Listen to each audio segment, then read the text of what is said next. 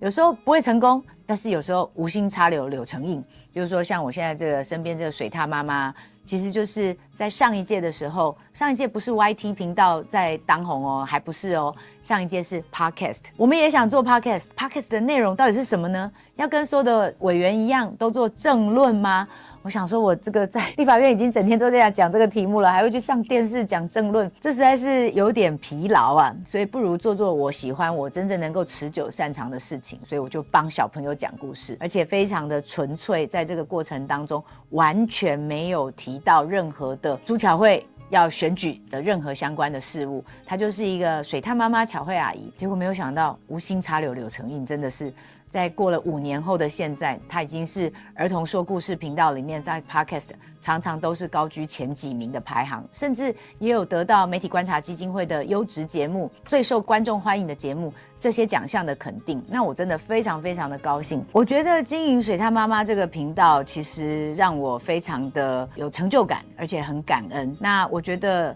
它更让我觉得，就是人只要正心诚意做一件事情，而且保持初衷，其实社会会看到你的努力，那往往可以开花结果。因为水獭妈妈巧慧阿姨讲故事这个频道是真真正正非常纯粹的，就是抱着我当时自己讲故事给孩子听的这种心情，说给更多的孩子听，也帮爸爸妈妈减轻说故事的负担。因为我觉得说故事很容易，可是有些爸爸妈妈可能觉得，第一没有时间，那第二讲故事要怎么样有一些口白啊或者语气啊吸引孩子们注意，他们可能一开始的时候觉得不是那么容易，因为不习惯，变成如果听故事那能够吸引孩子，而不会只是看3C，爸爸妈妈都觉得帮忙很大。那这样1年2年1集2集的故事下去，现在也已经累积了300多集的故事了。每一集其实我们都花了非常非常大的心血，因为从选故事，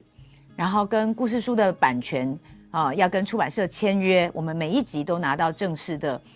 授权书，然后在我本人去录制，再加上团队的后制以及最后的上架宣传，这其实一集短短的10分钟15分钟的故事，包括中间还有台语教学耶，短短的10分钟其实都是花费了团队非常非常大的精力。那一开始的时候我真的想说，因为广播嘛，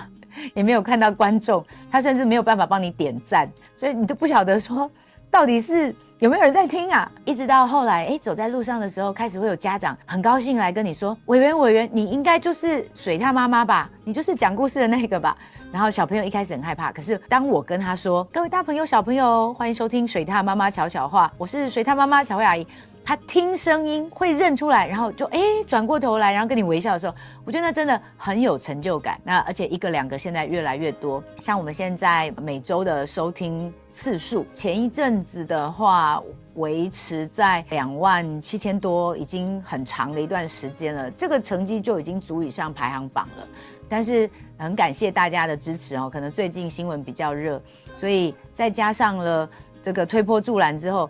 这1个月好像瞬间又暴涨了相当的多，大概有到快4万的收听率。那我觉得更多的小水獭和小水獭的爸爸妈妈愿意知道我是愿意花时间和孩子做这件事，为大家做这件事，这就是我的心意。那未来我也会希望我能够服务的城市，我带领的城市就是这样对孩子友善，以孩子的视角为中心来看城市，这样的一个风格。当这个频道开始受到大家注目之后，那其实也有很多政治间的伙伴，大家也会说那我们是不是一起来合作？那毕竟这也不是少见的事情嘛，我们平常很多任何地方都是在做这种资源的分享啊，或者是有什么活动的时候，我们也是一起努力合作。可是就如同我一开始在经营水獭妈妈的时候，我从头到尾也没有利用这个频道来宣传我自己的政治工作，所以我一直就觉得，那我们就让它维持是一个纯粹的状态好了。不过在赖清德总统竞选的那一年当中，确实总统有说，既然是儿童节，我平常也有讲故事啊，我是不是也来讲一集？那我就想说，这个是 VVIP 重量讲故事人、说书人了耶，那我们要怎么样一起来把这件事情圆满呢？最后我们提了一个建议，就是连赖总统来讲故事，他都不讲他是赖总统，所以当赖清德来上水獭妈妈说故事的频道的时候，他也只是一个阿德叔叔。所以大家在这里面听到阿德叔叔讲故事的时候，还觉得这个声音好像有点熟悉耶，然后再回去看，原来是现在的总统在讲故事，大家都觉得很惊讶。甚至还有很多人在看为什么现在会有苏贞昌，其实苏贞昌苏院长在这里面也从来没有说他自己就是冲啊，也没有说他是行政院长啊，也没有说其他的职业等等，他就是水獭阿公、水獭阿嬷。那他们毕竟都是从小就帮我讲故事，真正的说书人，所以我看他们的功力真的是比我还深厚。